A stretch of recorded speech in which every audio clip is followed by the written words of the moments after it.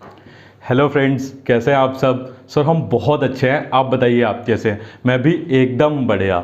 मैं आपका दोस्त एंड आपका होस्ट सीए साहिल मित्तल आपका एक बार फिर से स्वागत करता हूं हमारे इस बेहतरीन और अमेजिंग सब्जेक्ट जो है ऑडिट। सर आज हम लोग क्या करने वाले हैं, आज हम लोग करने वाले हैं हमारे स्टैंडर्ड्स की जो रिवीजन चल रही है उसका एक बहुत ही इंपॉर्टेंट स्टैंडर्ड जो एग्जाम के लिए बहुत ही इंपॉर्टेंट है, दैट इज एसए 240। ये देखो आपको स्क्रीन पे दिख रहा होगा एसए 240 फ्रॉड। ये जो वीडियो है अगेन ये CA intermediate as well as CA final level पे जो स्टूडेंट्स हैं दोनों इसको रेफर कर सकते हैं, आइदर ओल्ड कोर्स हो या न्यू कोर्स हो। आपका ऐसे 240 इस वीडियो में 100% रिवाइज हो जाएगा। तो एग्जाम से पहले आपको एक बार रिवाइज करना है, ब्रशअप करना है ऐसे 240 को, तो आप ये वीडियो प्ले करें, सुने। और अगर आपको नोट्स चाहिए तो वो भी वीडियो के डिस्क्रिप्शन में नीचे लिंक में दिए हुए हैं, उनको आप डाउनलोड कर सकते हैं, रेफर कर सकते हैं, इंक्लूडिंग समरी चार्ट्स जो आपको हेल्प करेंगे। ये देखिए ये समरी चार्ट है आपका पूरा, और आपको स्क्रीन पे दिख रहा होगा, मैं थोड़ा सा जूम कर देता हूँ। ये देखिए पूरा समरी चार्ट है जहाँ पे आपका एसए 240 पूरा कवर है। तो आइए अब हम लोग स्टार्ट करते हैं हमारा स्टैंडर्ड का रिवीजन। ये आपके पूरे बुक नोट्स हैं, ये देखिए 100% आपके कलरफुल पूरे नोट्स हैं। आप चाहें तो आप रेफर कर सकते हैं, अदरवाइज आपके पास जो मटेरियल है वहाँ से भी आप पढ़ेंगे वीडियो के साथ साथ तो भी आपका कवर हो जाएगा। तो एक बार प्यार से बोलेंगे जय श्री राधे, जय श्री राधे सर। तो स्टार्ट करते हैं ऐसे 240 का रिवीजन। आइए ये देखिए हम लोग चार्ट के साथ साथ अपने नोट्स बुक नोट्स के साथ भी हम लोग रेफर कर लेंगे जहाँ जहाँ पे हमें रिक्वायरमेंट होगी। सर ऐसे 240 आप पहले ये बता दो बस कि क्या ऑब्जेक्टिव है, क्यों पढ़े हम लोग ऐसे 240। ऐसे 240 का नाम क्या है दोस्त, the auditors responsibilities relating to fraud in an audit of financial statement. कि ऑडिटर की रिस्पॉन्सिबिलिटी क्या है अगर आपको फ्रॉड मिलता है या ऐसे फैक्टर मिलते हैं जो फ्रॉड को इंडिकेट करते हैं, तो उस केस में ऑडिटर को क्या करना है। आप किसी एंटिटी का किसी कंपनी का ऑडिट करने गए, वहां पे आपको फ्रॉड मिलता है या ऐसे फैक्टर्स मिलते हैं जो फ्रॉड की तरफ इशारा कर रहे हैं, तो उस केस में एज ए ऑडिटर आपको क्या करना है। फ्रॉड होता क्या है, फ्रॉड रिस्क फैक्टर कौन कौन से होते हैं, मैनेजमेंट की रिस्पॉन्सिबिलिटीज क्या होती हैं, ऑडिटर को कैसे कैसे रिपोर्ट करना होता है, ऑडिटर को क्या क्या प्रोसीजर परफॉर्म करने होते हैं, ऑडिटर को विड्रॉ करना पड़ सकता है तो वो कौन कौन से सर्कमस्टांस हो सकते हैं। तो वो सारी बातें, वो सारा ज्ञान, वो सारी नॉलेज इंफॉर्मेशन कौन देगा आपको, ऐसे 240। ऐसे 240 बोलता है हे ऑडिटर, जब तू ऑडिट करने जाएगा ना तो उससे पहले तू मेरे को एक बार समझ लेना, पढ़ लेना, याद कर लेना, बिकॉज इन केस तेरे को ऐसे कोई फैक्टर मिलते हैं, ऐसे कोई फ्रॉड मिलता है एंटिटी में, तो तुझे क्या करना है, वो कैसे समझेगा, वो मैं समझाऊंगा तेरे को। ऐसे 240 ये बोलता है। तो इसलिए हमें ऐसे 240 पढ़ना बहुत जरूरी है, बिकॉज आज के टाइम में अकाउंटिंग बहुत ज़्यादा कॉम्प्लेक्स हो गई है और उसके लिए आपको ऑडिटिंग जब आप ऑडिट करते हो तो आपको वो कॉम्प्लेक्स इश्यूज मिल सकते हैं, ट्रांजैक्शंस मिल सकती है जहां पे फ्रॉड रिस्क फैक्टर्स हो सकते हैं। तो आपको पता होना चाहिए कि फ्रॉड को कैसे अगर आइडेंटिफाई होता है तो उसके लिए आपको क्या करना पड़ेगा। तो इसलिए ऐसे 240 पढ़ना वेरी वेरी इंपॉर्टेंट। आइए सबसे पहले सर फ्रॉड का आप मीनिंग बता देंगे। हाँ जी, फ्रॉड का मीनिंग आपको दिख रहा होगा स्क्रीन पे आई थिंक। हाँ जी सर, तो फ्रॉड का मतलब होता है, आप ये बताओ, एरर का मतलब सर, मिस्टेक का मतलब क्या होता है, गलती से हो गया, मिस्टेक मतलब गलती से हो गई चीज। फ्रॉड क्या आप ये बोल सकते हो हमने चोरी की है बट गलती से चोरी कर दी, ऐसा कोई बोल सकता है क्या, नहीं सर। तो फ्रॉड क्या होता है सर, इंटेंशनली जानबूझ के किया गया एक्टिविटी होगी हमेशा फ्रॉड। ठीक है, क्यों करेंगे, ताकि हमें एक अनड्यू एडवांटेज मिले सामने वाले के ऊपर। सर अनड्यू एडवांटेज का मतलब जो एडवांटेज आपको नहीं मिलना चाहिए नॉर्मल सिनेरियो में, उस कंडीशन में, सिचुएशन में, बट फिर भी आप वो लेने की कोशिश कर रहे हो, वो एक्ट करके सामने वाले को डिसीव कर रहे हो। आप डिसीव का मतलब धोखा दे रहे हो उसको, कुछ मिस रिप्रेजेंट कर रहे हो, कुछ कंसील कर रहे हो उससे।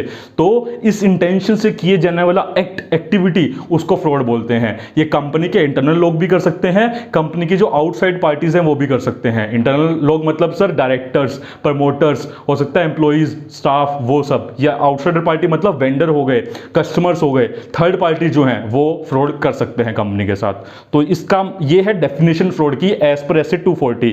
सर इंटेंशनल एक्ट होता है, डिसीव करने का इंटेंशन होता है, सामने वाले को धोखा देने का, अनड्यू एडवांटेज लेने की इच्छा से हम करते हैं। एडवांटेज मिला या नहीं मिला वो सेकंड चीज है, वो हम नहीं देखेंगे। एडवांटेज लेने की इच्छा से कर रहे हैं हम, जो एडवांटेज हमें नहीं मिलना चाहिए बट फिर भी हम वो एडवांटेज लेने की कोशिश कर रहे हैं। और इनसाइड पार्टी जो होती है, इनसाइड अंदर की जो पार्टीज है कंपनी के या बाहर की पार्टीज है, दोनों में से कोई भी एक कर सकता है। ठीक है सर।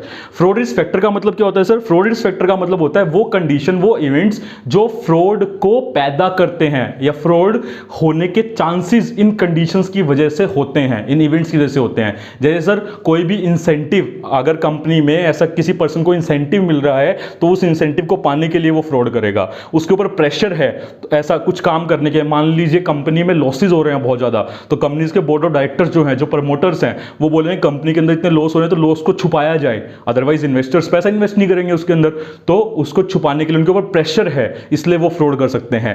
अपॉर्चुनिटी है उनके पास फ्रॉड करने की तो फ्रॉड कर सकते हैं। एटीट्यूड उनका है फ्रॉड करने का तो फ्रॉड कर सकते हैं। प्यार से बोलेंगे जय श्री राधे। सर तो ये फ्रॉड रिस्क फैक्टर होते हैं। हाँ जी, तो सर आपने ये दो क्या मेंशन किए हैं, fraudulent financial reporting and miss appropriation of asset. ये फ्रॉड रिस्क फैक्टर जो है ये फ्रॉड के टाइप हो गए एक तरीके से कि सर फ्रॉडुलेंट फाइनेंशियल रिपोर्टिंग का मतलब होता है वो इंटेंशनल मिसस्टेटमेंट जो फाइनेंशियल स्टेटमेंट में होती हैं, जो अमाउंट से डिस्क्लोजर जो एफएस में है उनमें होती हैं मिसस्टेटमेंट्स। और ये जो फ्रॉडुलेंट फाइनेंशियल रिपोर्टिंग है जिसको हम एफएफआर बोलते हैं, हमने शॉर्ट फॉर्म में रखा है एफएफआर, ये higher level authority, senior management, TCWG, वो लोग इसमें इन्वॉल्व होते हैं। मतलब ये हायर लेवल का फ्रॉड है सर और ये पकड़ना बहुत मुश्किल है सर, क्योंकि जहां पे हायर लेवल मैनेजमेंट इन्वॉल्व हो गया वो ऐसा कोई फ्रॉड नहीं करेगा कि ऑडिटर आएगा चेक करेगा उसको फ्रॉड मिल जाएगा। नहीं, ये फ्रॉड बहुत ही तरीके से प्लानिंग से प्रॉपरली प्लान करके ये फ्रॉड मैनेजमेंट करती है। आप ये देखो, इंटेंशनल मिसस्टेटमेंट इन एफएस, ये जानबूझ के किया हुआ मिसस्टेटमेंट है। आपने अकाउंट्स को मैनिपुलेट कर दिया, आपने विंडो ड्रेसिंग कर दी, मिस रिप्रेजेंट कर दिया अकाउंट्स को, ठीक है, यूजली डन बाय मैनेजमेंट। तो ये मैनेजमेंट के लेवल का फ्रॉड होता है सर। सर कौन कौन से ऐसे वेज हैं जिसके तरीके से मैनेजमेंट फ्रॉड कर सकता है फ्रॉडुलेंट फाइनेंशियल रिपोर्टिंग? सर सबसे पहले इसका आपको अगर एग्जांपल, मैं एक छोटा सा एग्जांपल दे देता हूं यहाँ पे, आप देखना। इसका जो एग्जांपल है ना दोस्त, वो है सत्यम कंपनी। अगर आपने नाम सुना होगा सत्यम फ्रॉड के बारे में, ये हम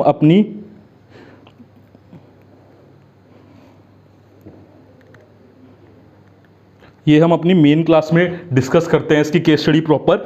सत्यम, आप बस यहाँ पे इतना समझ लो, सत्यम कंपनी में जो फ्रॉड हुआ था, उनके जो प्रमोटर थे, जो उनके ओनर थे राजू जी, उन्होंने ये फ्रॉड किया था। और वहाँ पे क्या था, फाइनेंशियल स्टेटमेंट में जो फिक्स डिपॉजिट्स थी उसके अमाउंट के अंदर फ्रॉड था, जो इंटरेस्ट उस पर बुक किया होता उस पर फ्रॉड था। वो एक्चुअल में थी ही नहीं, वो फिक्टिशियस थी, मतलब एक्चुअल में नहीं थी, रियलिटी में नहीं थी, बस बुक्स में दिखाई हुई थी। अपनी एसेट्स को ओवर वैल्यू किया हुआ था और अपनी लाइबिलिटीज को अंडर वैल्यू किया हुआ था। तो वो जो फ्रॉड था वो फ्रॉडुलेंट फाइनेंशियल रिपोर्टिंग का सबसे बेस्ट एग्जांपल है, जहां पे मैनेजमेंट इन्वॉल्व था फ्रॉड करने के अंदर।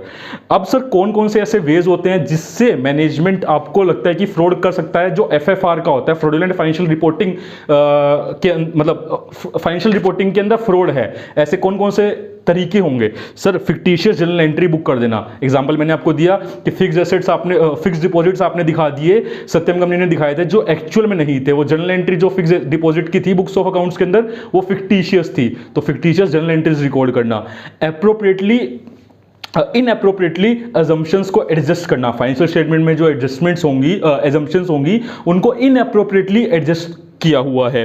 रेवेन्यू जो रिकॉग्नाइज करना होता है एज पर अकाउंटिंग स्टैंडर्ड्स के हिसाब से या इन डेज के हिसाब से, उसको डिले किया हुआ है बुक करने के अंदर। कंसील किए हुए हैं बहुत सारे फैक्ट जो एफएस को अफेक्ट करते हैं। जैसे एग्जांपल, सर आपने मान लो आपकी कंपनी का केस चल रहा है, कोई कोर्ट में केस चल रहा है और कंपनी को पता है कंपनी वो केस हारेगी, तो उसको कंपनी को प्रोविजन बुक करना चाहिए, बिकॉज सर्टेन है वो प्रोविजन की डेफिनेशन जो है उसको कंप्लाई करता है वो आपका जो केस है उसके जो रिजल्ट्स है। बट कंपनी ने, मैनेजमेंट ने वो फैक्ट ऑडिटर से छुपाया है, वो किसी को नहीं पता कंपनी का वो केस चल रहा है, तो प्रोविजन कंपनी ने बनाया नहीं हुआ, तो आपने ऐसा फैक्ट छुपा दिया जो आपके फाइनेंशियल स्टेटमेंट को इंपैक्ट कर रहा है। That means concealing facts affecting financial statement. Next sir, unusual transactions के रिकॉर्ड चेंज कर दिया, ऑल्टर कर दिया, उनमें मॉडिफिकेशन कर दिया। मिस रिप्रेजेंट किया एफएस को using complex transaction, complex transactions की जिससे फाइनेंशियल स्टेटमेंट मिस रिप्रेजेंट हो जाए, विंडो ड्रेसिंग हो जाए उनके अंदर। तो सर ये वेज होते हैं जिससे मैनेजमेंट फ्रॉडुलेंट फाइनेंशियल रिपोर्टिंग को अंजाम देती है, दे सकती है इन तरीकों से। ये डिफरेंट वेज है, तो एग्जाम में डायरेक्ट क्वेश्चन पूछ सकते हैं, what are the different ways to commit आपका फ्रॉडुलेंट फाइनेंशियल रिपोर्टिंग, मतलब फ्रॉड कैसे कर सकते हैं हम यूजिंग फ्रॉडुलेंट फाइनेंशियल रिपोर्टिंग, उसके तरीके बताओ। तो ये तरीके हो सकते हैं। उसके अलावा सर जो ये आप एग्जांपल दो कि कैसे किसी मैनेजमेंट के ऊपर प्रेशर होगा या इंसेंटिव होगा वो फ्रॉड करेगा, कैसे कोई अपॉर्चुनिटी उनको मिल सकती है, कि कैसे कैसे केसेस हो सकते हैं, क्या एग्जांपल हो सकते हैं, या उनका एटीट्यूड कैसा हो सकता है कि ऐसा लगे कि वहां पे फ्रॉड है। तो एज ऑडिटर आपको एक चीज बताओ, आप ऑडिट करने गए हो तो जब तक आपको पता नहीं फ्रॉड होता क्या है, फ्रॉड रिस्क फैक्टर क्या होते हैं, मैनेजमेंट कैसा फ्रॉड कर सकता है, एम्प्लॉइज कैसा फ्रॉड कर सकते हैं, तो आप तब तक अगर आपके सामने इंडिकेटर आएंगे तो आपको समझेगा कैसे। तो वो समझाना चाह रहे हैं इससे आपको कि सर ऑडिटर साहब अगर आपके सामने ऐसे इंडिकेटर आते हैं, ऐसे फैक्टर्स आते हैं, तो समझ जाना कि वहां पे फ्रॉड हो सकता है। तो अपने जो रिस्क असेसमेंट प्रोसीजर होते हैं, जो एनालिटिकल प्रोसीजर होते हैं, जो सब्सटेंटिव प्रोसीजर जो भी होते हैं आपके, उनको आप परफॉर्म करना प्रॉपर्ली, अपना प्रोफेशनल स्केप्टिसिज्म बढ़ा के रखना उस केस में, प्रॉपर कम्युनिकेट करना, ठीक है, लीगल एडवाइस लेके चलना आप, तो वो सब ये ऐसे आपको सिखाता है as a auditor. Done sir. तो सर क्या क्या एग्जांपल हो सकते हैं? पहला है आपका इंसेंटिव या प्रेशर, कि मैनेजमेंट के ऊपर सर ऐसा प्रेशर या इंसेंटिव क्या क्या उनको फायदा मिल रहा था, या क्या उनके ऊपर प्रेशर था कि वो फ्रॉड कर सकते हैं। एग्जांपल, बहुत ज़्यादा ऑपरेटिंग लॉस हो रहे हैं, जो बिजनेस के लॉस हैं वो बहुत ज़्यादा हो रहे हैं कंपनी के अंदर, तो मैनेजमेंट उन लॉसेस को कम करने के लिए, छुपाने के लिए, उनको मतलब बाहर ना आए वो लॉसेस ज़्यादा, तो इसलिए मैनेजमेंट क्या करता है, फ्रॉड कर सकता है। Second sir, cash flow negative आ रहा है, मतलब आपको पता होगा ना, कैश फ्लो स्टेटमेंट होती है, cash from operating activities, cash flow from investing activities, cash flow from financing activities. तो जो कैश फ्लो है वो नेगेटिव आ रहा है, सब जगह नेगेटिव है, पैसा आ नहीं रहा, जा रहा है बस। तो उस केस में मैनेजमेंट हो सकता है कोई फ्रॉड करे ताकि पैसा आए, इनफ्लो हो। बिकॉज नेगेटिव कैश फ्लो का मतलब तो क्या है, ये सर ये ऐसे फैक्टर भी है जो गोइंग कंसर्न को इंपैक्ट कर सकते हैं। आपने ऐसे 570 पढ़ा होगा, या जब हम रिवाइज करेंगे तो हम देखेंगे ये कुछ ऐसे फैक्टर्स भी हैं जो आपके गोइंग कंसर्न को इंपैक्ट करते हैं। तो भाई धंधा बंद हो जाएगा, बिजनेस बंद हो जाएगा, तो उसके बचाने के लिए इलीगल तरीका ही सही, मैनेजमेंट वो फ्रॉड कर सकता है। तो ये एक फैक्टर है। अगेन सर, रैपिड ग्रोथ, उनको बहुत ज्यादा प्रॉफिट चाहिए, बहुत ज्यादा ग्रोथ चाहिए छोटे टाइम के अंदर, कम टाइम के अंदर, मेहनत नहीं करनी दोस्त, जल्दी जल्दी प्रॉफिट चाहिए, तो हो सकता है वो फ्रॉड करने लग जाए उनका मैनेजमेंट। सर कंपटीशन लेवल बहुत हाई है, कट थ्रोट कंपटीशन है सर मार्केट के अंदर, सरवाइव करने के लिए कुछ तो तिगड़म करना पड़ेगा, तो हो सकता है फ्रॉड किया हो कंपनी ने। सर कोई नई लीगल या अकाउंटिंग रिक्वायरमेंट आ गई, जैसे जीएसटी आया था, तो उस टाइम पे सबके लिए कॉम्प्लेक्सिटी हुई थी, तो कुछ कंपनीज हो सकती है उनको उनसे क्या, उनका वर्किंग कैपिटल हिल गया हो, तो उसको बचाने के लिए उन्होंने फ्रॉड करना स्टार्ट किया। आपको पता होगा मार्केट में कुछ बिल सेल परचेज होते हैं, बहुत ही बेकार चीज है, तो वो जो फ्रॉड हो रहे हैं उस टाइप के, वो क्या हो रहा है, वो लीगल रिक्वायरमेंट को कंप्लाई ना बचने के लिए, उससे पैसा बचाने के लिए कि जीएसटी का पैसा नहीं देना पड़ेगा सरकार को, इसलिए वो फ्रॉड किए जा रहे हैं। तो ऐसी कोई अकाउंटिंग या लीगल रिक्वायरमेंट आ गई मार्केट में जिसको छुपाने के लिए, जिसको बचाने के लिए फ्रॉड मैनेजमेंट कर सकती है। उसके अलावा sir opportunity, related party transaction एक ऐसी ट्रांजैक्शन है सर जो बहुत ही रिस्की होती है, जिसको ऑडिटर को बहुत ढंग से चेक करना चाहिए। अपने जितने भी प्रोसीजर जो ऑडिटर लगाता है, प्रॉपर यहाँ पे लगाता है ऑडिटर, ये देखने के लिए कि वहाँ पे सारी जो ट्रांजैक्शन है आर्म लेंथ पे हुई है नहीं हुई। ऐसा तो नहीं है कि कुछ ऐसी ट्रांजेक्शन हो गई है जो बिजनेस नेचर की है ही नहीं, प्रॉफिट को बढ़ाने के लिए, प्रॉफिट को कम करने के लिए आरपी ट्रांजेक्शन का सहारा लेती है कंपनी। तो सिग्निफिकेंट आरपी ट्रांजेक्शन कंपनी में हुई है, दैट इज एन इंडिकेटर कि वहां पे फ्रॉड हुआ हो, तो आपको चेक करना पड़ेगा एज ऑडिटर। मैं ये नहीं बोल रहा हूं कि फ्रॉड हुआ ही होगा, ऑडिटर ऐसा नहीं बोल रहा है इससे कि फ्रॉड हुआ है। आप फ्रॉड का अलार्म मत बजाना, आप देखना, अपने प्रोसीजर लगाना, फिर उसके रिजल्ट के बेस पे जब आपको sufficient and appropriate audit evidence मिलेंगे, उसके बेस पे आप ये डिसाइड करना।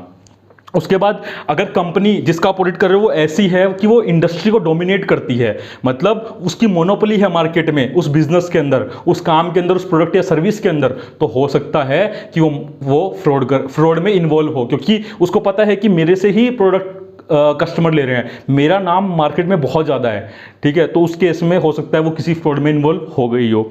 उसकी बहुत सारी फॉरेन ऑपरेशन है, सिग्निफिकेंट फॉरेन ऑपरेशंस हैं, ऐसी कंट्रीज में ट्रांजेक्शंस हैं उसके, ऐसी कंट्रीज में बैंक अकाउंट्स हैं जो टैक्स हेवन है, जैसे आपकी मॉरिशस है जहाँ पे क्या है टैक्स के रेट्स हैं वो बहुत ही कम है। तो ऐसी कंट्रीज के साथ ऑपरेशन कर रही है कंपनी आपकी जहाँ पे टैक्स के रेट्स कम है, या जहाँ पे ऐसा लग रहा है कॉम्प्लेक्सिटी बहुत ज़्यादा इन्वॉल्व है, और वहाँ पे आपने देखा नहीं कि वैसे कोई बिजनेस राशनल नहीं है कंपनी का, वहाँ बिजनेस करने का पैसा ट्रांसफर हो रहा है बैंक अकाउंट्स के अंदर से, तो वो इंडिकेटर्स हैं कि वहाँ पे फ्रॉड हो सकता है।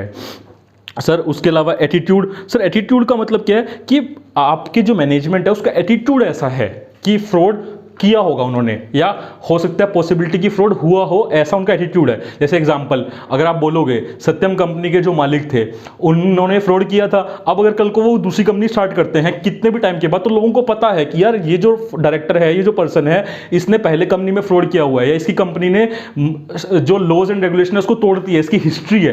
तो अभी जो नई कंपनी स्टार्ट करेगा, नया काम स्टार्ट करेगा, जो भी काम करेगा हो सकता है उसके अंदर भी उसने गड़बड़ घोटाला किया हो। तो कंपनी का अगर नॉन हिस्ट्री है लॉ को वायलेट करने की, रेगुलेशन को वायलेट करने की, वो इंडिकेटर है कि आप चीजें चेक कर लेना ढंग से ऑडिटर, क्योंकि इनका तो क्या है, हिस्ट्री है। ये तो सारे लॉ रेगुलेशन को मानते नहीं है, या इनकी पेनल्टी लगती रहती है बहुत ज्यादा, इनको फाइन करते रहते हैं अलग अलग लॉज एंड रेगुलेशन, अलग अलग अथॉरिटीज। तो आप देख लेना कि ऐसा तो नहीं इन्होंने फ्रॉड किया हो। उसके बाद सर कंपनी को पता है, कंपनी के मैनेजमेंट को पता है कि कंपनी में इंटरनल कंट्रोल बहुत ही वीक है, बट कंपनी मैनेजमेंट जो उसका है उसके लिए कोई एक्शन नहीं ले रहा उन इंटरनल कंट्रोल की वीकनेस को रिमूव करने के लिए। तो एक इंडिकेटर है, अगर इंटरनल कंट्रोल स्ट्रांग होंगे तो जितने भी फ्रॉड होंगे वो बाहर निकल के आएंगे। बट मैनेजमेंट ही तो इंटरनल कंट्रोल बनाता है, उनको पता है अगर इंटरनल कंट्रोल ठीक कर देंगे तो फ्रॉड निकल के आएंगे बाहर, हम फ्रॉड नहीं कर पाएंगे। तो इंटरनल कंट्रोल की वीकनेस को वो रिमूव नहीं कर रहे हैं। उसके अलावा सीनियर मैनेजमेंट को ज़्यादा घंटा फर्क नहीं पड़ता, कोई उनका मतलब मोटिवेशन नहीं है बिजनेस करने का, उनको बस पैसा चाहिए, प्रॉफिट चाहिए। तो मोराल उनका नहीं है बिजनेस, मतलब मेहनत करने का उनका कोई मोराल नहीं है, ठीक है, काम करने की उनकी इच्छा नहीं है, बस पैसा चाहिए कैसे भी आए। तो उसके अलावा सर नेक्स्ट है कि ऑडिटर जो हैं, जितने भी उनके ऑडिटर हैं, स्टैट्यूटरी ऑडिटर हो या उनका इंटरनल ऑडिटर हो या कॉस्ट ऑडिटर हो, जितने भी ऑडिटर्स होते हैं सबके साथ उनकी लड़ाइयाँ रहती है। ऑडिटर बोलते हैं कि सर आपने कंपनी आपने ये गलत चीज़ की हुई है, इसको एज पर लॉ नहीं दिखाया हुआ, ये एडजस्टमेंट एज पर लॉ नहीं है।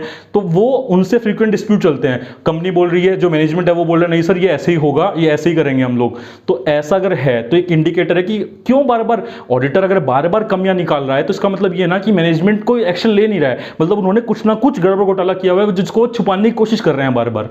तो ये भी एक इंडिकेटर होता है फ्रॉड का। सर ये आपके होते हैं फ्रॉडुलेंट फाइनेंशियल रिपोर्टिंग के, मैंने आपको एग्जांपल दे दिए, इंसेंटिव प्रेशर के, अपॉर्चुनिटीज के एंड एटीट्यूड का। अब हम देखते हैं misappropriation of assets, that is जिसको हमने बोला है MOF. Sir misappropriation of asset है ना, मैनेजमेंट लेवल पे नहीं होता, ये एम्प्लॉइज लेवल पे होता है, ये लोअर लेवल पे फ्रॉड होता है। यहाँ पे जो अमाउंट होती है वो भी इतनी मटेरियल नहीं होती, स्मॉल अमाउंट्स पे फ्रॉड होता है आपका। बट हो सकता है कि मैनेजमेंट के कुछ लोग भी इसके अंदर इन्वॉल्व हो जाए, डिपेंड करता है ये circumstances to circumstances, company to company. Sir misappropriation of asset का मतलब जैसे क्या है, एंटिटी की एसेट्स को चोरी कर लिया, थेफ्ट ऑफ एंटिटीज एसेट, या ये एम्प्लॉइज करते हैं यूजुअली। तो सर इसमें भी कुछ तरीके होंगे फ्रॉड करने के, हाँ जी हैं, जैसे कैश चोरी कर लेना, एसेट छोटी छोटी कंपनी की कोई है वो चोरी कर लेना, इन्वेंट्रीज के आइटम जहाँ पे स्मॉल आइटम्स हैं बट वैल्यू में बहुत ज़्यादा हाई है वो चोरी कर लेना। जैसे जो कंपनीज आपके गोल्ड सिल्वर इन सब चीज़ों के अंदर डील करती है, मतलब इन प्रोडक्ट्स के अंदर डील करती है, तो वहाँ पे क्या है, वो छोटी सी आइटम होती है जिसकी वैल्यू बहुत ज़्यादा हाई होती है, उसका चोरी होने का मतलब क्या, कितना ज़्यादा लॉस होगा। तो ऐसे आइटम्स को क्या होते हैं, इन्वेंट्री के स्मॉल आइटम्स है या एसेट्स के स्मॉल आइटम है, तो उनको फिजिकली वो लोग चोरी कर लेते हैं एम्प्लॉइज।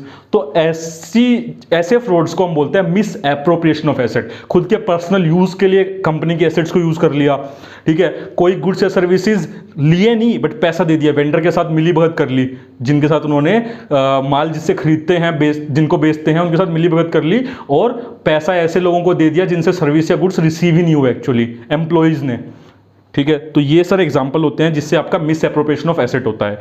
सर इसमें भी आपके कौन कौन से कैसे कैसे टाइप के इंसेंटिव्स हो सकते हैं, कैसे टाइप के प्रेशर हो सकते हैं कि एम्प्लॉय के ऊपर जो जिसको ये फ्रॉड करने की नीड पड़ जाए। अब ऐसा तो कोई नहीं बोल सकता ना यार मेरे को चोरी करने की नीड थी, तो बट चोरी करना इज सोल्यूशन नहीं है, मतलब फ्रॉड करना इज नेवर अ सोल्यूशन। आप हार्ड वर्क करो, आप दिमाग लगाओ, तरीके से काम करो तो चीज़ें सही होंगी। फ्रॉड करना कभी भी सही तरीका नहीं है, बट फिर भी ये ऐसे इंसेंटिव या प्रेशर है जहाँ पे कुछ लोग फ्रॉड कर देते हैं। वो कौन से टाइप के इंसेंटिव या प्रेशर है, ये देखो, एम्प्लॉय को पता है कि उसको निकालने वाली है company, non future employ lay off, उसको पता है कंपनी थोड़े टाइम के बाद उसको हटाने वाली है जॉब से, तो वो नहीं बोलते हम तो डूबेंगे सनम, तुमको भी ले डूबेंगे, तो अगर आप हमें जॉब से निकाल रहे हो तो हम कुछ ना कुछ गड़बड़ घोटाला करके जाएंगे। उसके बाद सर चेंजेस इन कंपनसेशन में चेंज हो गया। एग्जांपल इसका जैसे मान लो अभी लॉकडाउन पीरियड चल रहा था, तो मतलब चल रहा है, तो उस केस में क्या हुआ था, कंपनीज ने बहुत सारे एम्प्लॉइज को ले ऑफ भी किया है, बहुत सारे एम्प्लॉइज का कंपनसेशन रिड्यूस भी किया है, प्रमोशन हिट हो गए हैं। तो इस वजह से क्या होता है, एम्प्लॉइज के अंदर वो डिससेटिस्फेक्शन आता है, वो बोलते हैं यार हम इतना काम कर रहे हैं, हमें आप पैसा पूरा नहीं दे रहे हो, हमारा प्रमोशन नहीं कर रहे हो, तो हम लोग कुछ ना कुछ उल्टा सीधा कर रहे हैं कंपनी के अंदर, कंपनीज की एसेट के साथ। तो वो बोलते हैं कंपनसेशन में चेंजेस हो गए आपके।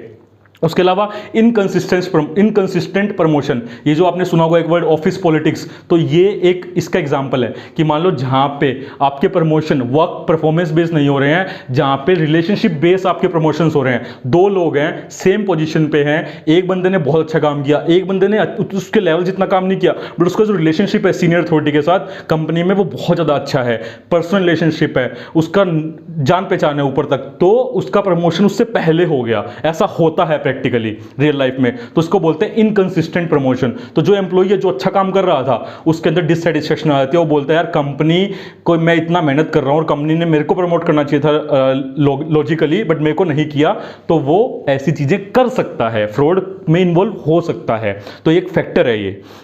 उसके अलावा सर अपॉर्चुनिटीज, सर क्या क्या अपॉर्चुनिटीज हो सकती हैं जहां पे कंपनीज की इन्वेंट्रीज बहुत स्मॉल क्वांटिटीज में है बट वैल्यू बहुत हाई है, तो उनके चोरी होने का रिस्क उतना ही ज्यादा हाई है। उसके अलावा सर कैश बहुत ज्यादा रखती है कंपनी, तो उसके चोरी होने का भी रिस्क उतना ही ज्यादा है। सर इनएडुकेट कंट्रोल्स है कंपनी के एसेट के ऊपर, कंट्रोल एसेट के ऊपर कंट्रोल नहीं है कंपनी के प्रॉपरली। सेग्रीगेशन ऑफ ड्यूटीज नहीं है, जो फिजिकल इन्वेंट्री के रिकॉर्ड्स बनाता है वही फिजिकल जाके वेरीफाई करता है इन्वेंट्री को, मतलब जो स्टॉक कीपर है जो मटेरियल इन आउट करता है वही फिजिकली वेरीफाई करता है, तो सर वही बुक्स में स्टॉक की एंट्री करता है सारी। तो सर मेकर और चेकर में कोई डिफरेंस नहीं है। तो एक चीज बताओ, मैं आपको कल को बोल दूं कि आपको अपना एग्जाम खुद ही चेक करना है, आप जो पेपर लिख के आओगे आपको पेपर खुद ही चेक करना है, तो क्या अपने आप को आप कभी फेल कर पाओगे? नहीं कर पाएगा, कोई भी नहीं कर पाएगा। तो ऐसे ही जब एक बंदा अपने ही काम को चेक करेगा तो वो उसके अंदर गलतियां कभी नहीं निकाल पाएगा। तो और कंपनी में सेग्रीगेशन ऑफ ड्यूटीज नहीं है तो वो एक इंडिकेटर है कि उसने कुछ गलतियां की होंगी, हो सकता है कुछ फ्रॉड किया हो, तो जिसको कभी आइडेंटिफाई नहीं हो पाएगा। उसके अलावा सर रिमोट लोकेशन है, कंपनीज की कुछ ऐसी लोकेशंस है, दूर दराज इलाके में लोकेशंस है जहां पे कोई सुपरविजन नहीं है प्रॉपर, तो फ्रॉड हो सकता है वहां पे। और कंपनी में एम्प्लॉइज के एक्सपेंसेस होते हैं, ट्रैवलिंग एक्सपेंसेस, कन्वेंस के एक्सपेंसेस, अदर एम्प्लॉइज एक्सपेंसेस, जहां जिनके ऊपर कोई रिकॉर्ड नहीं है, एम्प्लॉइज ला करके फेक बिल्स दे रहे हैं, ठीक है, ओवर वैल्यू करके अमाउंट बता रहे हैं एक्सपेंसेस का, तो एक्सपेंसेस का अमाउंट एग्रीगेट बहुत ज़्यादा हाई हो चुका है जबकि लॉजिक एक्चुअल में नहीं होना चाहिए था। तो ये एक इंडिकेटर है कि कंपनी में फ्रॉड हुआ होगा।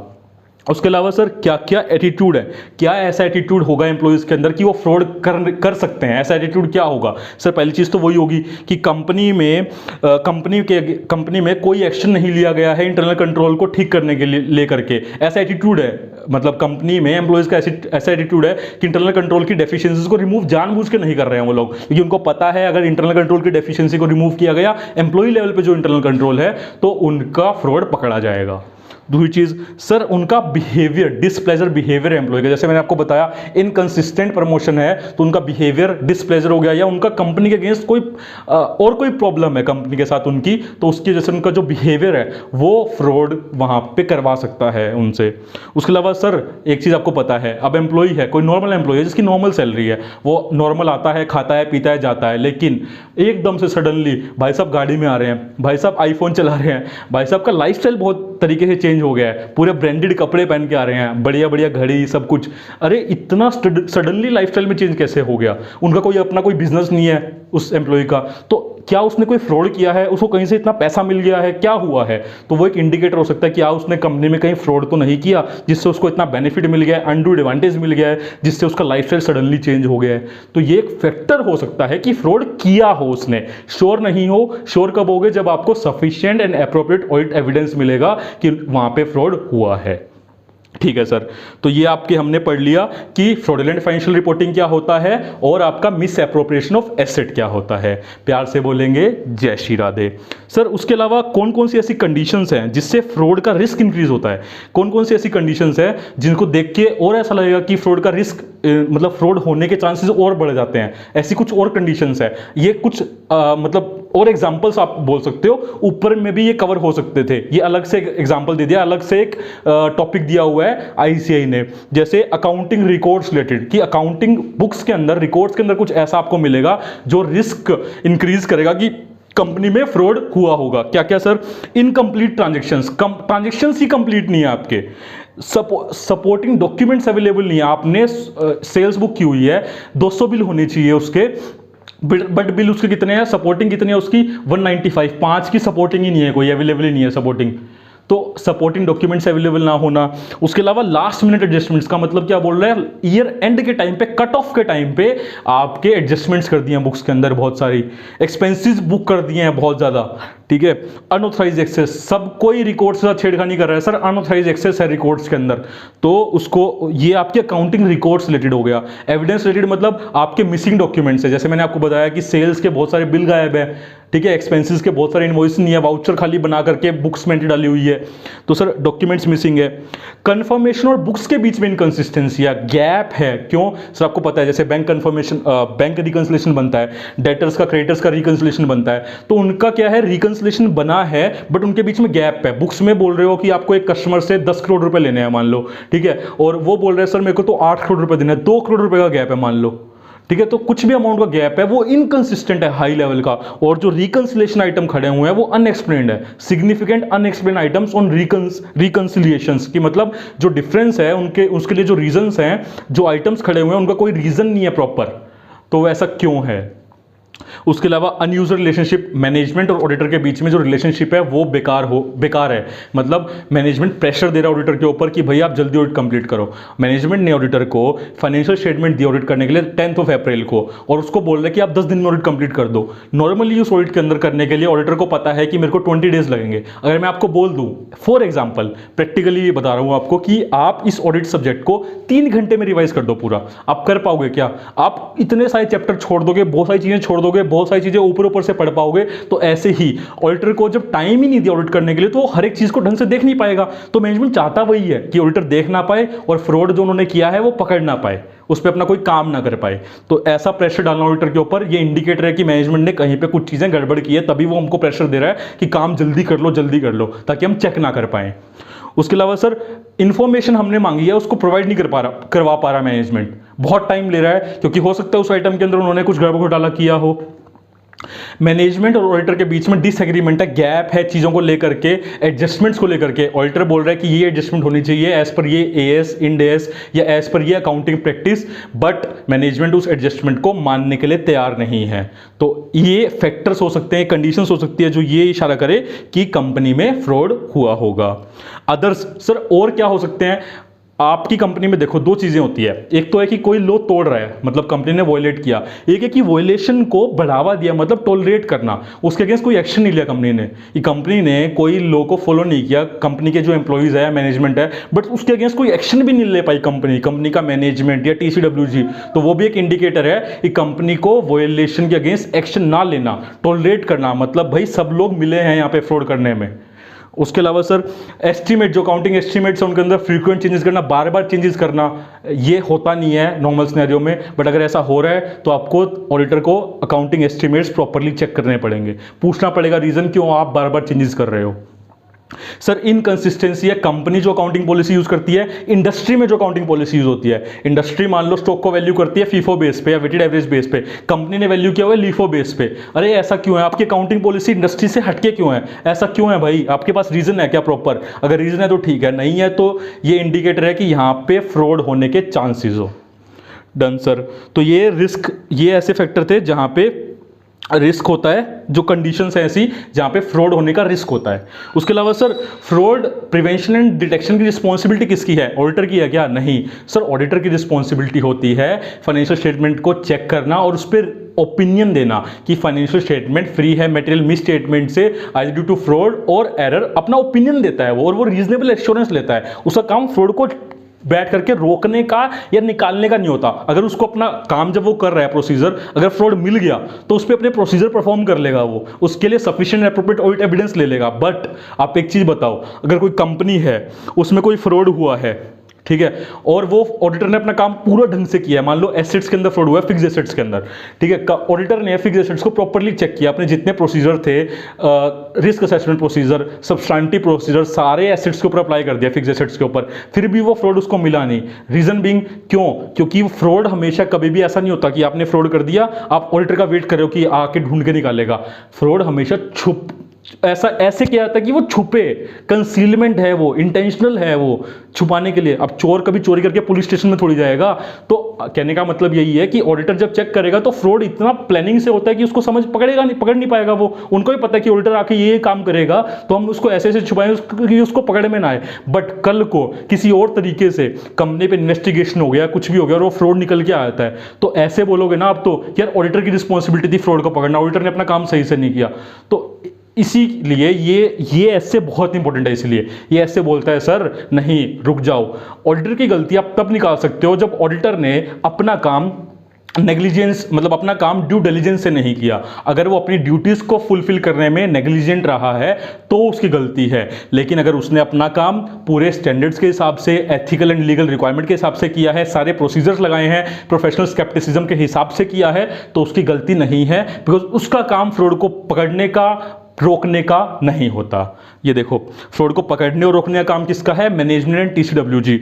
ऑडिटर की रिस्पॉन्सिबिलिटी क्या है? प्रोफेशनल स्केप्टिसिज्म लगाना हर सिचुएशन में, sufficient and appropriate audit evidence करना जहां पे उसको रिस्क लगता है। तो ऑडिटर को कभी भी रिस्पॉन्सिबल आप नहीं ठहरा सकते अगर वो किसी फ्रॉड को पकड़ नहीं पाया, अनलेस अदरवाइज उसने अपना काम ढंग से ना किया हो। डन सर, समझ गए? ये बहुत इंपॉर्टेंट है, आप ये ध्यान रखना। ऑडिटर की रिस्पॉन्सिबिलिटी नहीं है कि वो सारे फ्रॉड को ढूंढ करके निकालेगा। उसको कोई फ्रॉड मिलेगा तो उसके ऊपर अपने प्रोसीजर वो परफॉर्म कर लेगा, लेकिन उसको फ्रॉड को पकड़ने का काम, प्राइमरी रिस्पॉन्सिबिलिटी ऑडिटर की नहीं होती। Done sir. सर उसके बाद क्या है? ये है सर ऑडिटर के risk assessment procedure. Auditors RAP का मतलब होता है रिस्क असेसमेंट प्रोसीजर। कि सर वो क्या रिस्क असेसमेंट प्रोसीजर परफॉर्म करेगा? वो अपना professional scepticism throughout the audit रखेगा, अपना alert and questioning mind. Professional scepticism को बोलते हैं अलर्ट एंड क्वेश्चनिंग माइंड, कि हर एक चीज के ऊपर जो डॉक्यूमेंट कलेक्ट करेगा, जो डाटा कलेक्ट करेगा, जो इंक्वायरी करेगा, ऑब्जर्वेशन करेगा, उसको अपना माइंड ओपन रखना है, हमेशा क्वेश्चनिंग माइंड रखना है कि ऐसा क्यों हुआ, ऐसा हुआ तो क्या प्रूफ है, क्या एविडेंस है इसका। तो उसको अपना प्रोफेशनल स्केप्टिसिज्म रखना है पूरे ऑडिट के अंदर। सेकंड, एंगेजमेंट टीम के अंदर वो डिस्कस करेगा। यहां पे ऑडिटर का मतलब एंगेजमेंट पार्टनर की बात आप बोल सकते हो। एंगेजमेंट टीम के अंदर डिस्कशन होगी, एंगेजमेंट टीम के इनसाइट्स ले जाएंगे कि आपने ये काम किया, आपको लगा ऐसा कोई फैक्टर आपको मिला, कोई कंडीशन ऐसी मिली, कोई इवेंट ऐसा मिला जो फ्रॉड की तरफ इशारा करता हो। सर इंक्वायरी करेगा, वो मैनेजमेंट से इंक्वायरी कर सकता है, टीसीडब्ल्यूजी से इंक्वायरी कर सकता है, कंपनी के इंटरनल जो लोग हैं, एम्प्लॉइज जो है उनसे इंक्वायरीज कर सकता है, जो ऑपरेशन में लेवल में जो लोग हैं उनसे इंक्वायरी कर सकता है, कंपनी के जो लीगल काउंसिल है उनसे इंक्वायरी कर सकता है, कंपनी के इंटरनल ऑडिटर से इंक्वायरी कर सकता है। तो इंक्वायरी कर सकता है, मैनेजमेंट से पूछ सकता है कि आप कैसे असेस करते हो, आपका रिस्क असेसमेंट प्रोसीजर क्या है कि फ्रॉड कंपनी में हुआ है नहीं हुआ, इसके लिए आप क्या करते हो, और अगर आपको कोई फ्रॉड मिलता है तो आप उस पर क्या एक्शन लेते हो। तो ऑडिटर समझता है कि कंपनी कितना तरीके से काम कर रही है, फ्रॉड को कैसे रोक रही है, प्रिवेंट कर रही है, डिटेक्ट कर रही है, कैसे कंट्रोल कर रही है उस चीज को। तो ऑडिटर वो समझता है, इसलिए वो इंक्वायरी करता है। उसके अलावा सर अगर उसको कोई फ्रॉड रिस्क फैक्टर मिलते हैं तो वो देखता है उसका इंपैक्ट क्या है फाइनेंशियल स्टेटमेंट पे। अगर कोई फैक्टर मिलते हैं उस पर उसको अपने प्रोसीजर परफॉर्म करता है, देखता है उसका इंपैक्ट क्या है, उसके लिए वो कम्युनिकेट करेगा, अपने सारे प्रोसीजर परफॉर्म करेगा। सर आइडेंटिफाई करता है और असेस करता है risk of material miss statement को फाइनेंशियल स्टेटमेंट लेवल पे ड्यू टू फ्रॉड, कि फाइनेंशियल स्टेटमेंट लेवल पे कोई ऐसा रिस्क तो नहीं है जो फ्रॉड की वजह से आया हो, तो वो असेस करता है उस चीज को। अदर प्रोसीजर परफॉर्म करता है। अदर प्रोसीजर का मतलब जैसे वो एक सबसे बढ़िया प्रोसीजर होता है किसी भी दो मतलब अमाउंट के अंदर चेक करने के लिए, that is analytical review procedure. ठीक है, एसए 520 अगर आपने पढ़ा होगा कि दो नंबर्स के बीच में रिलेशनशिप को समझने को हम लोग क्या बोलते हैं, रिलेशनशिप को स्टडी करने को दो नंबर्स के बीच में, उस प्रोसीजर को बोलते हैं एनालिटिकल रिव्यू प्रोसीजर। कि पिछले साल एक्सपेंसेस आपके 10 लाख के थे, मान लो मैं बोल रहा हूं एम्प्लॉय बेनिफिट एक्सपेंसेस जिसमें सैलरी ले लेते हैं, 10 लाख के थे, 100 एम्प्लॉयज थे। इस बार कोई एम्प्लॉय बढ़ा नहीं है, कोई एम्प्लॉय गया नहीं है छोड़ के पूरे साल में, फिर भी इस बार खर्चे 12 लाख कैसे हो गए? क्या आपने बोनस दिया है, क्या आपने इंक्रीमेंट किया है सैलरी के अंदर, क्या ऐसा होगा कि 10 लाख से 12 लाख हो गए, 10 लाख से 15 लाख हो गए, या 10 लाख से 8 लाख हो गए?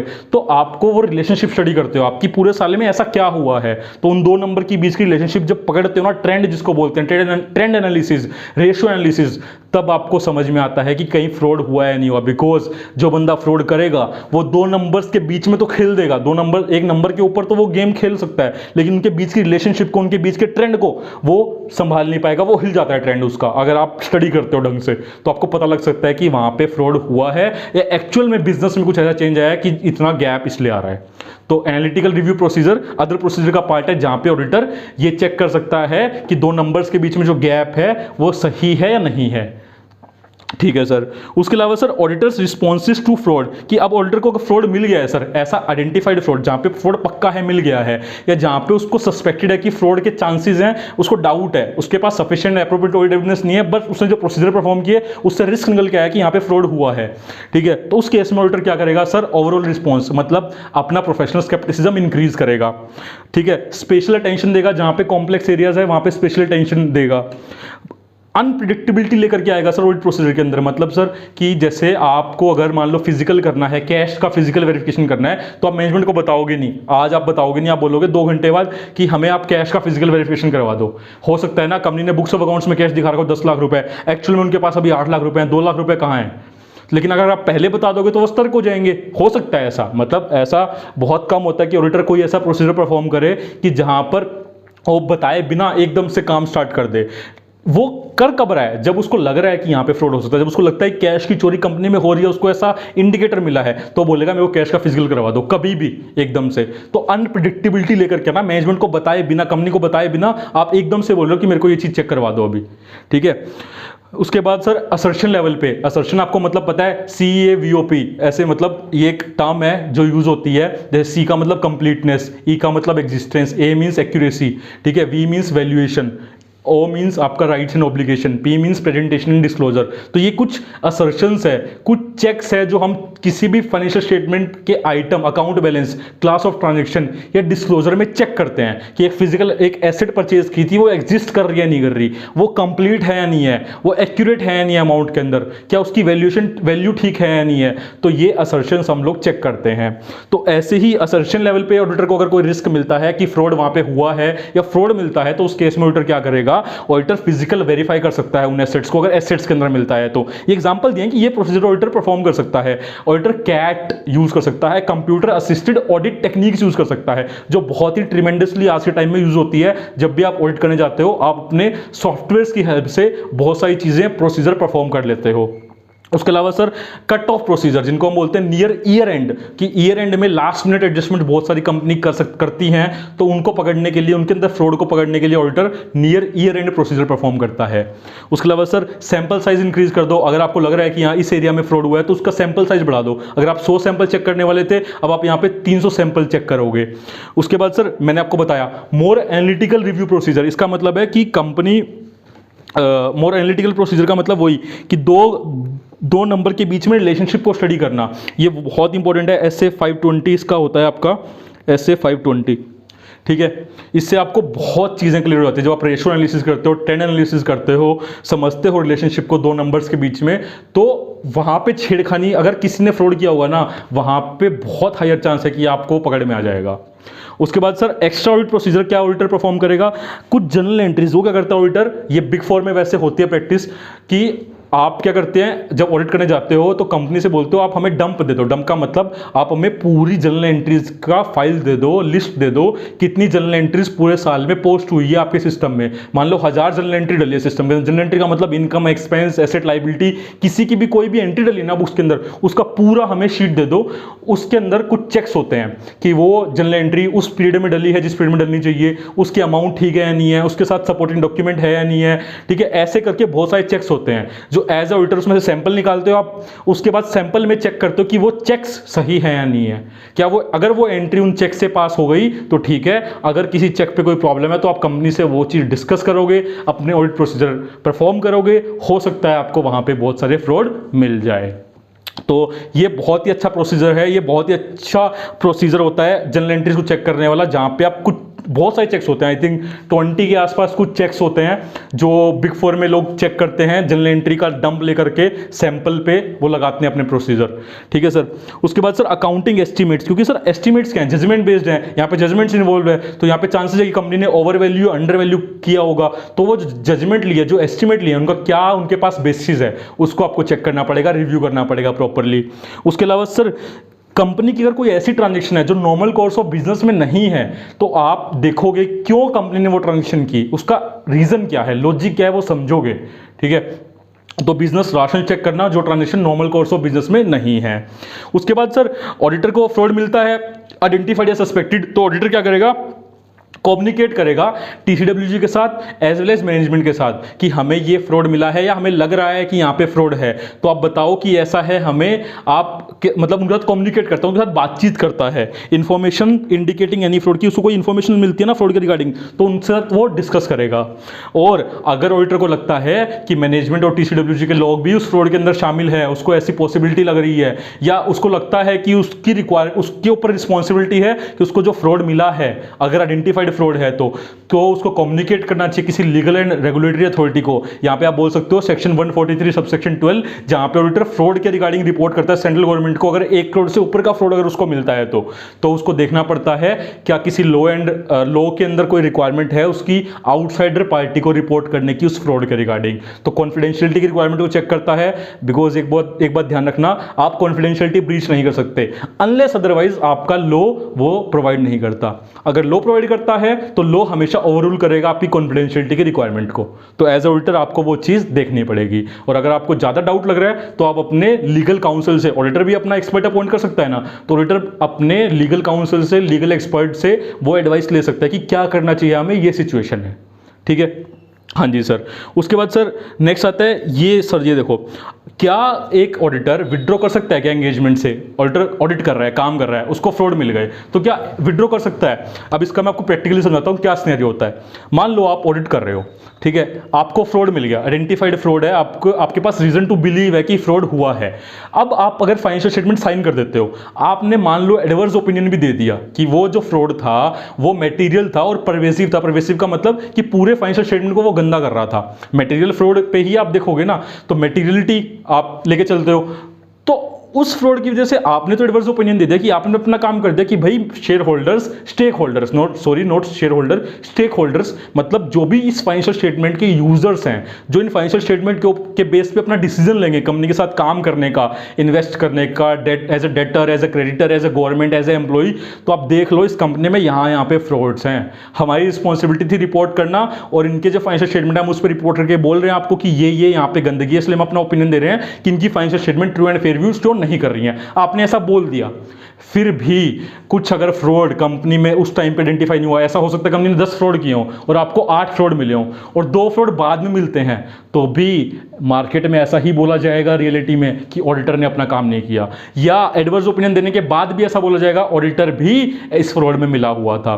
तीसरा एग्जांपल, आपने अपने प्रोसीजर ढंग से लगा दिए दोस्त, सब कुछ ढंग से काम कर दिया, ठीक है, बट फ्रॉड क्या है, बहुत साजिश करके होता है फ्रॉड, तो आपको वो मिला नहीं, ठीक है, लेकिन आपने अपना काम सारे स्टैंडर्ड्स ऑन ऑडिटिंग के हिसाब से किया है, पूरा प्लानिंग, पूरी मेटेरियलिटी, पूरा प्रोफेशनल स्केप्टिसिज्म, सैंपल वैंपल सब धूम धड़के से काम किया है, फिर भी आपको फ्रॉड नहीं मिला। ऑडिट होने के कुछ टाइम के बाद फ्रॉड मिल जाता है। उस केस में पता है क्या बोला जाएगा कि यार ऑडिटर ने जानबूझ के, ऑडिटर भी कंपनी के साथ मिला हुआ था, ऑडिटर ने जानबूझ के फ्रॉड को रिपोर्ट नहीं किया। तो कहने का मतलब है अगर ऐसे एक्सेप्शनल सर्कमस्टांसेस हैं ऑडिटर जहां पे तू टेस्ट कर रहा है, पहला पॉइंट देखो, अगर ऑडिटर ने टेस्ट किया, अपने ऑडिट प्रोसीजर परफॉर्म किए, test of control, test of details, वो सब करने के बाद उसके टेस्ट का रिजल्ट आता है कि कंपनी में सिग्निफिकेंट रिस्क है, कि कंपनी में मटेरियल एंड परवेसिव फ्रॉड है, तो आप वहां से विड्रॉ कर लो, आप वहां पे हाथ जोड़ दो कि आप आगे ऑडिट कंटिन्यू नहीं कर पाओगे, बिकॉज आपके हाथ भी गंदे हो जाएंगे दोस्त। एज ऑडिटर रियलिटी में लोग आपकी रिस्पॉन्सिबिलिटी को ओवर एज्यूम करते हैं हमेशा, और मैनेजमेंट की रिस्पॉन्सिबिलिटी को अंडर एज्यूम करते हैं, तो आप ऐसी जगह से बाहर निकल जाओ, आप विड्रॉ कर लो। ठीक है सर। सेकंड क्या कंडीशन है, मतलब सेकंड क्या ऐसा फैक्टर है कि मैनेजमेंट कोई भी एप्रोप्रिएट एक्शन, आपने फ्रॉड निकाल के दिया, मैनेजमेंट उसके अगेंस्ट कोई भी एप्रोप्रिएट एक्शन ले ही नहीं रहा, जिसने फ्रॉड किया है उसको कोई सजा नहीं मिली, उसको मान लो कंपनी से निकालना था उस एम्प्लॉय को या उस डायरेक्टर को, नहीं निकाला, उससे रिकवरी करनी थी, नहीं की, कुछ भी नहीं है, कंपनी ने कोई एक्शन नहीं लिया, तो आप समझ जाना कि सब लोग इस फ्रॉड के अंदर मिले हुए हैं, इसलिए कोई एक्शन यहाँ पे नहीं हो रहा है, तो आप वहां पे टाटा बाय बाय बोल करके आ जाना। नेक्स्ट सर, सिग्निफिकेंट कंसर्न है, आप जब डिस्कशन कर रहे हो, जब आप इंक्वायरी कर रहे हो, जब आप ऑब्जर्वेशन कर रहे हो, जब अपने प्रोसीजर परफॉर्म कर रहे हो, तो आपको हाई डाउट है, हाई लेवल का डाउट है कि ये जो मैनेजमेंट है, टीसीडब्ल्यूजी है, ये इन लोगों की कोई इंटीग्रिटी नहीं है, इन लोगों के कोई प्रोफेशनल एथिक्स नहीं है, ये लोग बस पैसा कमाने के लिए काम कर रहे हैं, मतलब बाय हुक बाय क्रुक इनको पैसा कमाना है। तो ऐसा अगर ऑडिटर तेरे को समझ में आ जाता है तो मैनेजमेंट को बोल देना कि नहीं, हम लोग आगे कंटिन्यू नहीं कर पाएंगे। तो significant concern about management TCWG integrity and competence, उनकी एटीट्यूड ऐसा है, आपको समझ में आ गया वो, अरे एज ऑडिटर आप काम कर रहे हो तो आपके पास इतना एक्सपीरियंस, इतनी नॉलेज है कि आपको बात करने से समझ में आती है चीज़ें, तो आप वहाँ से बाहर आ जाना, आप विड्रॉ कर लेना।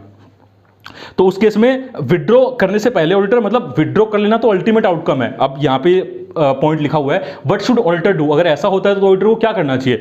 ऑडिटर को डिटरमाइन करना चाहिए कि उसकी कोई प्रोफेशनल लीगल या कोई प्रोफेशनल लीगल रिस्पॉन्सिबिलिटीज है रिपोर्ट करने की किसी एप्रोप्रिएट अथॉरिटी को। हाँ जी सर, अगर 1 करोड़ से ऊपर का उसको फ्रॉड मिला है तो सेक्शन 143 सबसेक्शन 12 में वो सेंट्रल गवर्नमेंट को रिपोर्ट करेगा। अगर वो ऑडिट कंप्लीट कर रहा है तो सर हाँ वो कारों में रिपोर्ट करेगा। ठीक है, कारों का रिपोर्ट होता है जो क्लोज होता है आपका, क्लोज 10 है आई थिंक, तो उसमें रिपोर्ट करेगा ऑडिटर। ठीक है, बोर्ड रिपोर्ट के अंदर, बोर्ड ऑफ डायरेक्टर की जो रिपोर्ट है उसमें ऑडिटर को फ्रॉड की रिपोर्टिंग करनी होती है, तो ऑडिटर को देखना है कि उसकी रिपोर्टिंग कहीं होनी है नहीं होनी। सेकंड, उसको लगता है कंफ्यूजन है कि क्या करना चाहिए तो वो लीगल एडवाइस ले सकता है, अपना एक लीगल एक्सपर्ट अपॉइंट करके लीगल एडवाइस ले सकता है। उसके अलावा अगर उसको लगता है फ्रॉड ऐसा है जहां पे मैनेजमेंट या टीसीडब्ल्यूजी इन्वॉल्व नहीं है या कोई एक डायरेक्टर इन्वॉल्व है बाकी डायरेक्टर इन्वॉल्व नहीं है, तो उनके साथ डिस्कस कर सकता है। उसके अलावा आपको यहाँ पे मैंने मेंशन बता ही दिया कि वो रिपोर्ट कर सकता है सेक्शन 143 सब सेक्शन 12 के अंदर, और ये फ्रॉड रिपोर्टिंग अभी हम लोग समझ लेंगे पॉइंट नंबर 9 के अंदर। ठीक है सर, नेक्स्ट सर, उसके बाद ये नेक्स्ट पॉइंट क्या है हमारा, हाँ जी, ये कि WR का आपको पता है, एस से कौन सा है इसका सर, एस से वैसे इसका है एस से 580। ठीक है, एंड डॉक्यूमेंटेशन का आपको पता ही है एस से 230 जो हमने अभी लास्ट वीडियो में रिवाइज किया था। सर ये क्या बोलता है कि मैनेजमेंट से लिखवा करके ले लो। क्या सर लिखवा करके ले लो? WR का मतलब क्या होता है? मैनेजमेंट से लिखवा करके ले लो। क्या क्या चीजें लिखवा करके ले सकता है ऑडिटर? नंबर 1 कि मैनेजमेंट तुम्हारी रिस्पॉन्सिबिलिटी है डिजाइन करना, इंप्लीमेंट करना एंड मेंटेन करना इंटरनल कंट्रोल को, जिससे फ्रॉड डिटेक्ट हो या प्रिवेंट हो। फ्रॉड होना अगर हो जाए तो डिटेक्ट हो जाए, मैनेजमेंट तुम्हारी रिस्पॉन्सिबिलिटी है। सेकंड, ऑडिटर को आप डिस्क्लोज करोगे कि आपकी क्या रिस्क असेसमेंट है, मैनेजमेंट का रिस्क असेसमेंट टुवर्ड्स फ्रॉड क्या है, वो आप ऑडिटर को के साथ डिस्कस करोगे, ऑडिटर को बताओगे। तीसरा चीज, ऑडिटर को आप डिस्क्लोज करोगे अगर मैनेजमेंट को कोई भी फ्रॉड का रिस्क लगता है या कोई भी फ्रॉड उनको मिलता है तो ऑडिटर मैनेजमेंट आप ऑडिटर को बताओगे, छुपाओगे नहीं। तो आप लिखवा करके लेते हो कि हे मैनेजमेंट, ऐसा उसमें लिखा होता है, हे ऑडिटर हम आपको बोल रहे हैं कि रिस्पॉन्सिबिलिटी हमारी है इंटरनल कंट्रोल को लगाने की, मेंटेन करने की और मतलब डिजाइन करने की, इंप्लीमेंट करने की और मेंटेन करने की। हे ऑडिटर हमारी रिस्पॉन्सिबिलिटी है हम कि अगर हमें कोई फ्रॉड मिलेगा तो हम आपको बताएंगे, हमने ऐसे रिस्क को असेस किया और हमारे ये रिजल्ट निकले हैं रिस्क को असेस करने के बाद कि कोई फ्रॉड या फ्रॉड के कोई इंडिकेटर हमें मिले हैं नहीं मिले। तो ऑडिटर ये सब लिखवा करके लेता है मैनेजमेंट से। ठीक है, उसके अलावा ऑडिटर को डॉक्यूमेंटेशन क्या क्या करना चाहिए दोस्त? आपको पता है कि मैंने आपको कल भी बताया था, अगर आप छींक भी मार रहे हो ना ऑडिट के अंदर तो आपको उसका डॉक्यूमेंटेशन करना चाहिए। तो डॉक्यूमेंट क्या क्या करेगा कि उसने एंटिटी को, उसके इन्वॉल्वमेंट को कैसे समझा है। ऐसे 315 अगर आपको पता होगा कि आप समझते हो, अंडरस्टैंड करते हो एंटिटी को और उसके इंटरनल कंट्रोल इन्वॉल्वमेंट को, तो ऑडिटर ये समझेगा कि क्या क्या सिग्निफिकेंट डिसीजन थे जो डिस्कशन कोई हुई होगी तो उसमें कोई सिग्निफिकेंट डिसीजन अराइज हुए थे तो उसका डॉक्यूमेंट करेगा। ठीक है, डॉक्यूमेंट करेगा उसने रिस्क को कैसे आइडेंटिफाई किया, ठीक है, उसको असेस कैसे किया, उसको डॉक्यूमेंट करेगा। डॉक्यूमेंट करेगा उसने ओवरऑल रिस्पांस जो हमने पढ़े थे कि प्रोफेशनल स्केप्टिसिज्म उसने बढ़ाया, अनप्रिडिक्टेबिलिटी लेकर के आया ऑडिट प्रोसीजर के अंदर, कैट उसने यूज किया होगा, सैंपल साइज बढ़ाया होगा, एनालिटिकल प्रोसीजर परफॉर्म किए होंगे, तो वो सारे ओवरऑल रिस्पॉन्सेज को वो डॉक्यूमेंट करेगा। डॉक्यूमेंट करेगा उसने कोई भी कम्युनिकेशन किया हो, कोई भी बातचीत की होगी, अगर उसे फ्रॉड मिला होगा रिलेटेड टू फ्रॉड, कोई भी कम्युनिकेशन मतलब वर्बली की होगी, लिख कर की होगी, तो उसका भी वो डॉक्यूमेंटेशन करेगा। किसी के भी साथ, मैनेजमेंट के साथ, टीसीडब्ल्यूजी के साथ या आउटसाइड कोई पार्टी है उसके साथ, तो कोई भी कम्युनिकेशन रही होगी उसका भी वो डॉक्यूमेंटेशन करेगा। प्यार से बोलेंगे जय श्री राधे। बिल्कुल सर क्या ये ऐसे पूरा हो गया? हाँ जी, बस ये लास्ट टॉपिक हमारा आ गया है। सर इतना सही था ये? हाँ जी इतना सही था सर, काफ़ी बड़ा हो गया, लेकिन ये वीडियो के बाद मैं आपको बोल रहा हूँ 100% आप ऐसे 240 अपने बुक नोट से पढ़ लेना, आपका खत्म हो जाएगा। Fraud reporting, sir fraud reporting में आप ये देखो चार्ट से क्लियर हो रहा है, रिपोर्टिंग सेंट्रल गवर्नमेंट को ऑडिटर की रिस्पॉन्सिबिलिटी होती है कि सेक्शन 143 सब सेक्शन 12 में उसको रिपोर्ट करना होता है सेंट्रल गवर्नमेंट को अगर उसको 1 करोड़ से ऊपर का फ्रॉड मिलता है, 1 करोड़ या 1 करोड़ से ऊपर का, एक greater than equal to 1 crore. Amount of fraud against the company, यहां पे कौन सा फ्रॉड रिपोर्ट होगा, जो कंपनी के साथ किसने फ्रॉड किया होगा उसकी रिपोर्टिंग होगी, जिसकी अमाउंट 1 करोड़ या उससे ऊपर होगी, वो सेंट्रल गवर्नमेंट को लिख करके देता है। उसका एक फॉर्म होता है आरओसी का, जिसमें वो रिपोर्टिंग करता है। ठीक है sir. Reporting to audit committee या बोर्ड ऑफ डायरेक्टर, जहां पे 1 करोड़ से कम होगा तो वो रिपोर्ट करेगा बोर्ड ऑफ डायरेक्टर्स को, ऑडिट कमेटी को। उसका पूरा प्रोसीजर है जो रूल्स में दिया हुआ है, company audit and auditors rules के अंदर दिया हुआ है कि वो कैसे कम्युनिकेट करता है, कितने दिन में उनका रिप्लाई आता है, वो पूरा प्रोसीजर दिया हुआ है। आप बस यहाँ पे इतना समझ लो कि वो 1 करोड़ से कम का फ्रॉड होगा तो वो रिपोर्ट करेगा कमेटी को, ऑडिट कमेटी को, बोर्ड ऑफ डायरेक्टर्स को। 1 करोड़ से या उससे ऊपर का होगा तो सेंट्रल गवर्नमेंट को रिपोर्ट करेगा 2 दिन के अंदर। और कब, कितने दिन में रिपोर्ट करना होता है सर उसको, ऑडिट कमेटी या बोर्ड ऑफ डायरेक्टर को 2 दिन में, जिस दिन उसको मिला है फ्रॉड उसके 2 दिन के अंदर उसको बताना होता है किस नेचर का फ्रॉड है, कि मिस एप्रोप्रिएशन ऑफ एसेट है या फ्रॉडुलेंट फाइनेंशियल रिपोर्टिंग है, नेचर ऑफ फ्रॉड हो गया वो। ठीक है, अमाउंट कितना इन्वॉल्व है उसके अंदर और पार्टीज कौन सी इन्वॉल्व है उसके अंदर। ठीक है सर। उसके अलावा सर उसको बोर्ड रिपोर्ट में ये चीज डिस्क्लोज करनी होती है, अगेन वही चीज कि नेचर ऑफ फ्रॉड क्या है, अप्रोक्सीमेट कितनी अमाउंट इन्वॉल्व है अगर पता है तो। ठीक है, पार्टीज कौन कौन सी इन्वॉल्व है और रेमेडियल एक्शन क्या लिया है कंपनी ने। अगर कोई रेमेडियल एक्शन नहीं लिया तो पार्टीज कौन सी इन्वॉल्व है, अगर लिया है तो रेमेडियल एक्शन क्या लिया है। ठीक है, उसके अलावा आप लिख सकते हो एक चीज और, यहां पे मैं बता देता हूं, यहां पे एक 4th चीज आप लिख सकते हो कि कारों में रिपोर्ट करना होता है उसको, कारों रिपोर्टिंग करनी होती है ऑडिटर को, रिपोर्टिंग इन कारों। ठीक है, ये देखो मैं आपको दिखा देता हूं ये चीज, कारो रिपोर्टिंग हमारी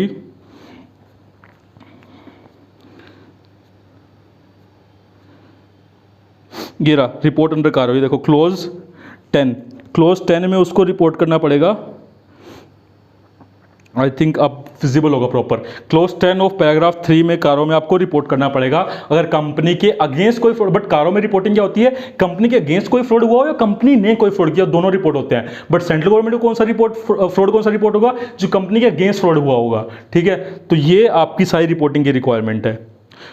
ठीक है सर, तो ये सर आपका पूरा स्टैंडर्ड है आपका ऐसे 240, इसको आप रिवाइज कर लेना। अगर आपको नोट्स से जब आप पढ़ोगे ना, जो मैंने आपको रिवाइज करवाया नोट्स के अंदर सेम वही लिखा हुआ है। फ्रॉड रिस्क फैक्टर का डेफिनेशन, ये फ्रॉड ट्रायंगल दिया हुआ है, इंसेंटिव, प्रेशर, आपका अपॉर्चुनिटीज, एटीट्यूड। ठीक है, और आपका फ्रॉडुलेंट फाइनेंशियल रिपोर्टिंग क्या होता है, कौन कौन से वेज होते हैं। ठीक है, उसके बाद हमने जो एग्जांपल पढ़े वो सब है इसके अंदर। उसके बाद मिस एप्रोप्रिएशन ऑफ एसेट क्या है, कौन से तरीकों से मिस एप्रोप्रिएशन ऑफ एसेट होता है, कौन से इंसेंटिव प्रेशर एम्प्लॉयज़ के साथ होंगे, कौन सी अपॉर्चुनिटीज़ उनको मिलेंगी, उनका एटीट्यूड कैसा होगा जब वो फ्रॉड कर सकते हैं, कोई और कंडीशन है जो फ्रॉड को बढ़ावा देते हैं, तो ये सारे हैं वो। ठीक है, उसके अलावा रिस्पॉन्सिबिलिटी किसकी है फ्रॉड को डिटेक्ट करने या प्रिवेंट करने की, ऑडिटर की रिस्पॉन्सिबिलिटीज़ क्या क्या हैं, प्रोफेशनल स्केप्टिसिज्म बना के रखेगा, इंक्वायरी करेगा वो सबसे। ठीक है सर, तो कहने का मतलब है आपका 100% कवर हो जाएगा ये जब आप इसको यहाँ से पढ़ेंगे। आप एक बार इसको पढ़ लेना, अगर आपको लगता है कि ये नोट्स आपको हेल्प कर रहे हैं आप देखते जाओ। सब कवर कर दिया है मैंने आई थिंक, हाँ जी। तो 100% आपका कवर हो गया है। आईसीए के मटेरियल से सर 100% कवर है, आप विश्वास रखना। इस वीडियो को एक बार रेफर जरूर कर लेना, और अगर आपको ये वीडियो अच्छा लगा हो तो प्लीज़ लाइक करना, शेयर करना, सब्सक्राइब कर लेना हमारे चैनल को, ताकि ऐसे वीडियोस की नोटिफिकेशन आपको आते रहें, एग्जाम की प्रिपरेशन आपकी और अच्छे से हो जाए। और कमेंट करके बताना अगर आपको कहीं पे भी कोई इशू आया हो साउंड के अंदर। हम बेटर कोशिश कर रहे हैं हर बार कि हम बेटर कर रहे हैं वीडियोज़ को जितना हो सकता है। हम बहुत जल्दी आपके लिए फुल कोर्स भी लेकर के आएंगे, बट अभी आप रिवाइज करते रहिए, ऐसे ही पढ़ते रहिए और समझते रहिए, बिकॉज जब समझेगा इंडिया तभी तो ऑडिटर बनेगा इंडिया। पढ़ते रहिए, टेक केयर, बाय बाय, मिलते हैं हमारे नेक्स्ट वीडियो में। Till then, thank you and जय श्री राधे।